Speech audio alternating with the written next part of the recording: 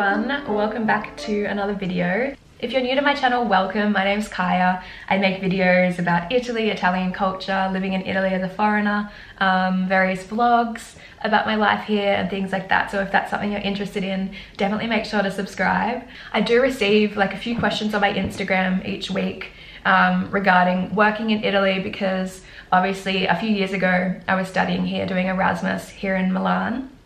And at first a lot of people were interested about studying, my experience studying in an Italian university, if I found it hard to make friends, what my major was and things like that. And I've answered things about university in the past, but I guess in terms of working in Milan, I haven't spoken very much on that. And I guess how to find a job in my industry, because maybe some of you don't know, but I'm working in the fashion industry in Milan, and that's sort of always where I imagined myself.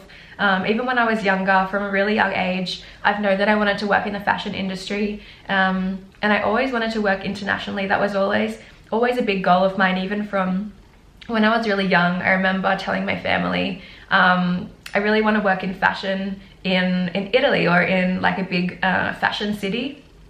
And yeah, it was always a goal of mine. So from my first years of university, I was always doing internships while I was studying. I was always, you know, trying to really push myself out of my comfort zone each year. And a lot of people ask as well what I studied, because I didn't actually study anything to do with fashion. I studied communications and international studies. So when I chose my degree, I thought maybe I would work in like fashion PR or fashion communications, and work sort of more to do with the marketing or public relations, or yeah, in a communications agency or something, for a fashion brand. But I never expected to work in the field that I'm currently working in, which is e-commerce. So I sort of just fell into that when I came to Milan, and obviously I did an internship in Australia. It was in my my third year of university.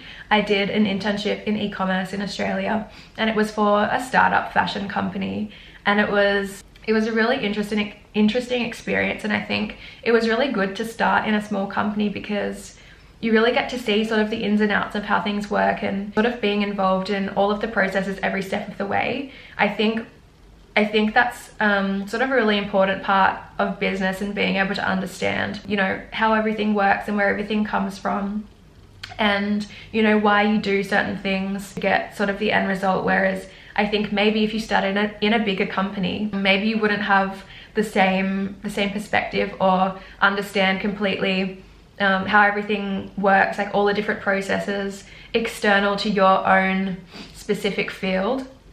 Because obviously in a startup it's going to be very different, because we had one office, there were 4 of us. Like, we had a few interns, but they would rotate each day.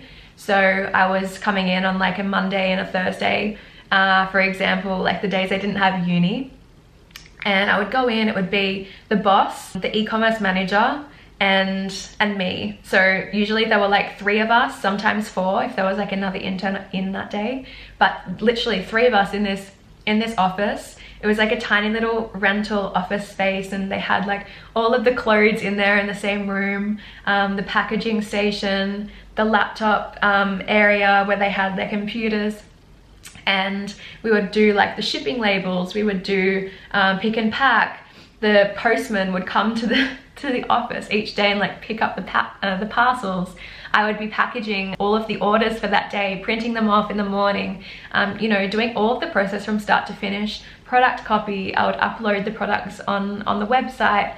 You would do like the cross-selling, like wear it with functionality. So you would see like on a product page, you would see, you know, all of the products beneath that you would sell that product with, or what you could style that product with. So it was a very different experience, I guess, starting like my first internship in e-commerce, starting in such a small company. I think it was really good, and I think I really value that. Basically, just to give you guys a little bit of context of my background, what I studied, the different internships I did, all in Australia, and sort of what my goals were while I was studying, my motivation to choose my degree and things like that. So obviously with international studies, which was the second part of my degree. I chose Italy as my major, so I learned a bit of Italian, a bit of the culture, a bit of the language, and ultimately spent my Erasmus year here. So I fell in love with Italy so much in my Erasmus year that I ended up coming back at the end of 2020, right in the middle of the pandemic, with no plan, no job. I had no idea what I was going to do. All I knew was that I wanted to try to find a job. I wanted to stay here, so I got a long-term visa. I got a visa for 1 year, and I was just hoping that things would work out. And I sort of gave myself the option in my mind that things had to work out. Otherwise, you know, I was going to go back to Australia and then try and make things work there. But I really, really had in my mind that I wanted to find a job here. I knew it was going to be hard because in Italy, if any of you guys have tried to find a job in Italy, even for Italians, it's very challenging. It can be really hard to sort of know where to start, to hear things back, because a lot of companies can be unresponsive. There's a lot of people. I mean, Italy has a population of 60 million people. So every single job posting, there's, you know, oftentimes over 1,000 people applying for the same job. And they have automated systems where their HR will just get rid of like a bunch of applications automatically. So sometimes they won't even view your application. So I really wanted to make this video today to tell you guys a bit of how I found my first internship in Milan, in the fashion industry, and how I managed to work in the field that I wanted to work in as a foreigner, not as an Italian. So yeah, I thought this video might be useful to some of you guys in the same position who are maybe struggling to find a job. You really want to live in Milan and work in fashion, but you're really struggling to get responses, to know where to start, to know what to look for and things like that, and also which platforms to use as well. So without further ado, I'm just going to get straight into it. So my experience finding my first internship was definitely not easy, and it was a lot of trial and error. I think when I arrived at the end of 2020, I still had 2 months, or not 2 months, like a month and a bit left of uni. I was finishing up a bunch of assignments in my quarantine. I was starting to look for jobs, and the first place I looked was LinkedIn. I think the very first thing that I would say to you guys is make sure you have an updated LinkedIn profile, because especially in Italy, they're very big on like connections, networking, having your LinkedIn up to date. Everyone in Italy has LinkedIn if you're working in the corporate world. It's very important here, and that's where a lot of the jobs are advertised and a lot of the jobs are posted. Initially, they might be shared like to other platforms like Krebs, fashion jobs, and things like that, but most of the jobs I would say you'd be able to find on LinkedIn. And LinkedIn is really, really great as well, not only to find the jobs, but also to find the people who are working at those companies, and you can see exactly what their role is. You can send them messages using premium, or even if you don't have LinkedIn premium, you can still send like the request to connect with this person who you're interested in sending a message to, and you can send like a little brief message, which is what I did. I'm going to talk to you guys a little bit about my method that I used to find my first internship here. So basically what I did when I first started was what everyone does here is like you apply to a bunch of different jobs, you send your CV, do the normal application process of the jobs, fill out, you attach your CV, then you have to fill out a whole nother form with all of your information, all your job experience, your entire resume, and send it off and pray to God that you receive a response. And I'm telling you guys, I think I would have sent about 200 applications with no response. No one responded to me. A lot of the time they didn't even open the application, or I would just receive like an automated email saying, sorry, like we found someone else for the job, the position's already been filled, or something along the lines of that.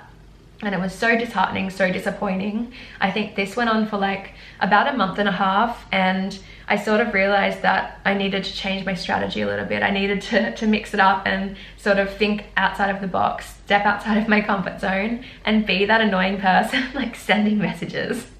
So that's what I did. I started not just sending my CV to people, but I started researching people from companies that I wanted to work in. So I thought, okay, fashion industry, I know there's Versace, there's Prada, you know, all of those big fashion companies that I was interested in working in. I started researching, okay, who's working in e-commerce in this company? Who's working marketing in this company? And I started just sending really short, brief messages saying, hi, like I'm from Australia, living in Milan.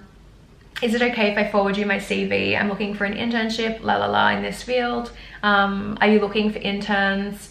Or even, you don't even have to say that. You can just say, I'm a native English speaker if you are, or I'm from here, I'm looking for a job, an internship in e-commerce or whatever your field is. Can I forward you my CV? And send that. Sometimes people won't respond to you, but I was lucky, and one day someone from a company that I had sent the application for or sent this message to, they were looking for an intern, and she replied to my message. She's like, hi Kaya, yes, absolutely, forward me your CV. So I forwarded her my CV, and she was like, okay, thank you, I'll pass it on to the HR and fingers crossed. And a month went by, I didn't hear anything back. I was getting super disheartened. I was like, okay, wasn't meant to be, or I'll just keep at it. I'll keep doing my thing, keep sending my CV and see what happens. The week later, I receive a call from the HR at this company, and she says, hi Kaya. I wasn't expecting it at all. I was like, who is this? Who is this calling me from this number that I don't know? She's like, hi, it's Maria Teresa from this company. This lady has passed your CV to me from the e-commerce team, and I just wanted to sort of pre-interview you on the phone and ask you if you're available to do an interview today at 3 p.m. And I was like, oh my God. I think it was midday at this point, and she asked me to do an interview at 3 o'clock, and I was obviously like, yes, of course, I would love to, super interested. And I was just absolutely shocked. I couldn't believe it. I couldn't believe my luck that this, you know, method had finally worked for me, and I'd finally received, you know, an offer to do an interview. So I got myself ready. I remember I was still in my pajamas, like super disheveled from the morning, having a, you know, the jobless Australian in Italy that I was, you know, just chilling at home. So I got myself together, had a shower, did my hair, put some makeup on, and I had the interview that day at 3 p.m. And it was with the HR and a couple of people from the team. And I just remember being so nervous. I didn't know what to say. I mean, this was my first proper job out of uni. First interview for a job out of uni, sorry. I had no idea like what to wear, what I should say, because I mean, at this point I had some experience, but my short 3-month experience in e-commerce. So I just spoke about that. And anyway, the job interview process went on, and I ended up getting the internship in the end. So the process of finding a job in Italy is very long, I would say. I mean, I think I applied for, well, I sent the initial message in January, and I started the internship in March. So it took about 2 months, this entire process, to do all of the interviews, to get all of the, you know, contract and everything in place. So it can take quite a long time to start jobs here. But yeah, that's what I would say is my biggest tip, is to have an updated LinkedIn profile with everything, all your experience, your interests, upload your degree if you want, anything that you've done that's maybe related to the field that you want to do. I don't know, maybe you want to be a copywriter and you have your own blog, or you've written some articles like freelance, I don't know, that you want to showcase. Put all of that on, anything that's relevant to the job that you want to apply for. And then start messaging people, just short, sweet messages. Don't send your CV initially, because it can seem, you know, a little bit like you're trying to, I don't know, be too forceful. Just ask, you know, you never know who's looking for an intern. If you're just starting out, it can help companies a lot, because they don't have to, you know, go out and do a job posting. They can just, you know, see if you're a good fit for the role and ask you to do an interview because you've been proactive in reaching out. And I remember when I left my first internship, my first job, and I was starting my new job in April. I remember the e-commerce director said to me, she's like, she was doing a little bit of a speech, and she said, I don't know if a lot of you guys know how Kaya originally got this job, but she was like spamming spamming us on LinkedIn, and it was pretty funny because she told me, one of the last things she said to me was that it's something that really made me stand out, and it's something that, you know, they were really looking for in an intern, that someone who was proactive and sort of looking for, I don't know, stepping outside of the box a little bit and not always going 100% with the grain. So that's something that's really important, because I don't think it's very common for Italians to do that kind of thing. So I think it's something that will make you stand out compared to other applicants. So definitely try that. It's my biggest tip. Now I'm working in digital merchandising, which is probably more up my alley, because before, obviously, I was just doing an e-commerce internship, so it was very kind of like a little bit of everything. We were going through a site redesign, so I was doing a lot of testing, a lot of sort of operational things, whereas now I really, like, I love my job so much. I get to work on the briefs, I get to attend the shootings, help organize like the looks for the season, attend collection weeks, understand the different strategies for the markets, and sort of execute that strategy on the website. So sorting all of the pages, doing like little product analysis, product selections for the newsletter, the homepage. So it's a really, really nice sort of mix of creative and analytical, which is something that I feel like fits me quite well, and something that I really, really love. So that's a little bit about my path working in the fashion industry in Milan. And in terms of like the work environment, I would say that it's a very, I really like the work environment. I've spoken a little bit before in some previous videos about how I love the sort of work-life balance they have, that you know, they start work maybe between 9 and 10, which, yeah, is a bit different from like Australia, where a lot of people start at like 8, between 8 and 9, depending on which industry you're in, maybe even earlier than that. They come into the office, and then, but usually they leave at 5, whereas in Italy, sometimes it's like between 6 and 7, I would say, is like the common time to finish work. But then after work, I mean, it's so easy to just go out and get a drink, because Milan is such a small city that people do really have like a really nice work-life balance. So I'd say something that I really love is that you don't feel like constantly, I don't know, overworked or drained. You don't have to commute so far. I mean, it's a very good environment, I think, to work in. Obviously, you know, there's really busy periods of the year, and you have to expect that. I mean, especially in fashion. Like now, we just had the men's fashion week, and we've got like the new season arriving, so we're working on the new catalog and everything like that. So it's a really busy time, but I'm waiting patiently for August holidays and just having like 3 weeks off, and returning back in September, having like a little bit of a calmer period, which will be really nice. But yeah, that's a little bit about my experience so far working. Obviously, it's a little bit hard because I'm not 100% fluent in the language yet, so I'm still getting used to that. And sometimes you feel, I mean, for me personally, sometimes I can feel a little bit isolated, not because, you know, they want to exclude me or, you know, it's on purpose or anything like that. But at work, I mean, all of my meetings are in Italian.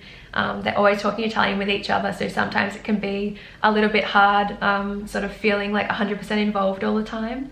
But no, I would say, I mean, I hope this video was helpful to some of you guys and you took something from it, and let me know if you want me to make any more videos about this. I'm super happy to talk about it more in depth. But yeah, give it a thumbs up if you liked, and make sure to subscribe for new videos every single week. Thanks for watching, and I'll see you very soon in my next one. Bye guys.